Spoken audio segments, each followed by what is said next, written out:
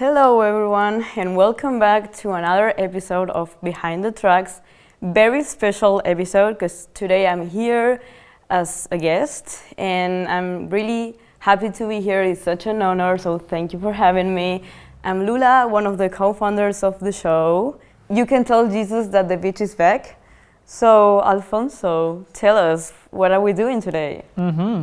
So this is the second round of Rap versus Pop, where Pepe recommends me cool hip-hop albums and I recommend him iconic pop and indie albums. In the previous round we had Kendrick Lamar versus Lorde. This is the third episode and I of course needed to have Lula with me because we're both hardcore pop fans. For sure. So Pepe, please tell the audience, which album are we reviewing today? Today we want to talk about Madvillainy by Madvillain, but who is even Madvillain?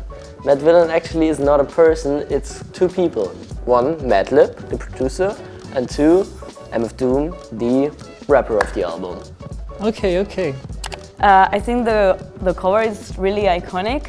So before listening to the album, I just came up with this idea or perception that it is the 1989 of hip-hop or rap, in the way of the Bible for the hip-hop guys. Yeah, okay, I had quite a big first impression. I really liked the artistic direction of it. I found it really cool, very different to Good Kid, Mad City. Instead of a big production, it's like a low-budget production, but still so cool. Like, it was so cohesive. I liked his voice, it's more serious, not that goofy as opposed to Kendrick. Know who's the illest ever, like the greatest story told. Keep your glory, gold and glitter. For half of his niggas and take him out the picture. Also, I found no hooks, so it was hard for me to tell the songs apart and it kind of meshed into a giant 46-minute song. I could really immerse myself into the vibe, so I was just chilling, even moving my head like this. You know, it didn't feel like an album, and I really like it. And now, we wanted to talk about what we liked and what we didn't. In my case, I have a lot of pros. First, I think he has such a big brain for as a poet. Like, he's a poet. Like, all the literary devices, this is like a masterclass. All the metaphors and the alliteration, like the repetition of consonants, he plays with it and he makes it obvious.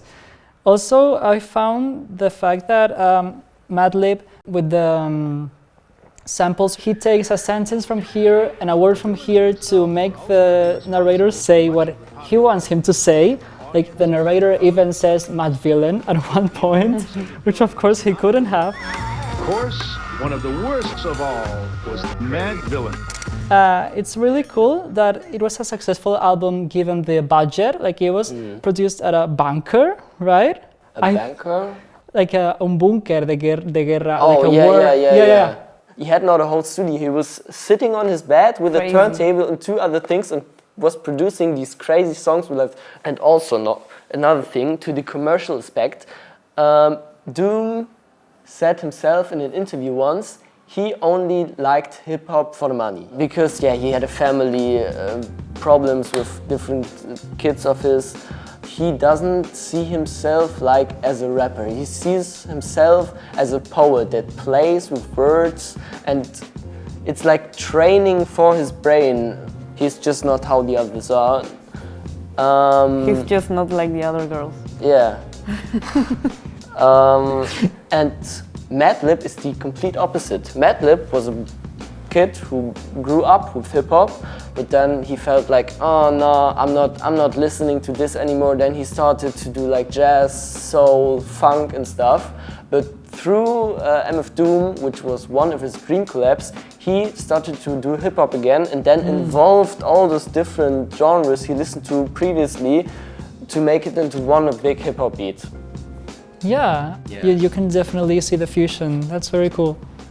I really like his storytelling about his experiences with big labels and also the leak of the album. It's like an album that talks about itself.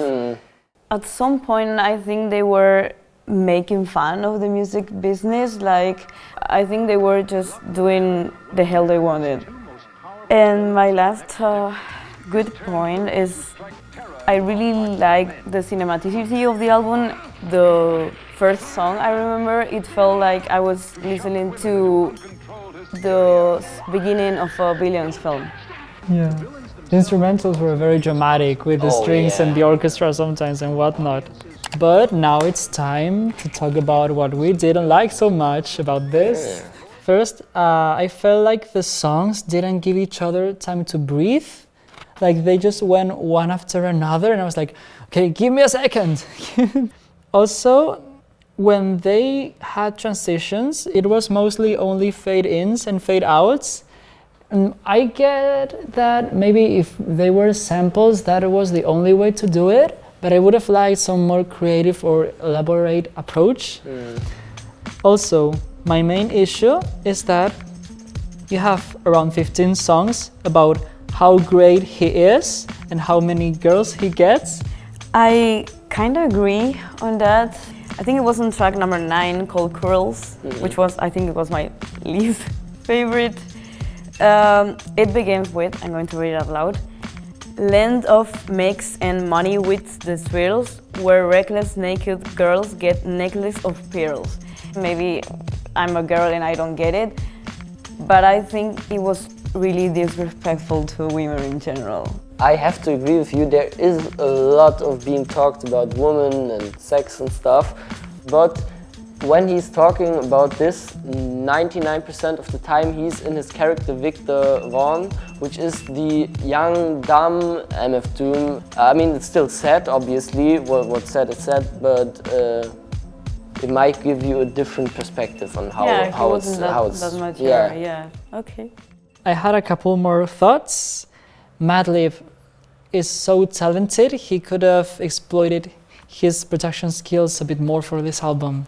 The album definitely shines more when they do give some life to the production, and it feels lively, it feels like there's an evolution of it throughout the song and not just the loop. Yeah. I got one more. The short songs kept me begging for more. You know, it's like, it's already finished. Like, what else? You know, please continue. Yeah, I think I know why, because in the album there are no real hooks. Normally a hook like 20 seconds long, and when you have 2 hooks in a song, already 40 seconds more. So that's why the songs are a bit shorter, I think. Yeah, okay. I think it's time for question round. Okay. I'm scared. Just personally speaking, how much of it do you think it is from a perspective of a character? Because to me, most of it seemed pretty close to him. I think his perspective on life and his views and his story is like 60% of the album, probably. Okay. Before the final rating, the final score, I wanted to mention a couple songs I found extremely funny, like Fancy Clown, which is from the perspective of Victor, talking about how his girlfriend cheated on him with MF Doom, which is also himself. Yeah. It's like, how the fuck did you come up with that? I mean, I found that really amazing. Yes. It's like he just won the game, you know.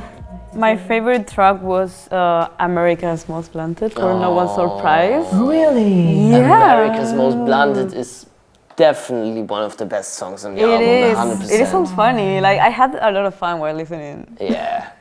So remember, M-A-R-I-J-U A-J-U-A-N-A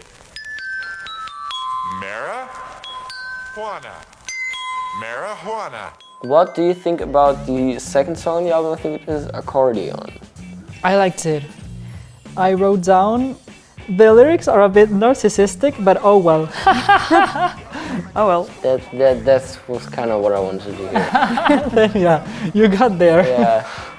Okay, so I think it's time for the final score.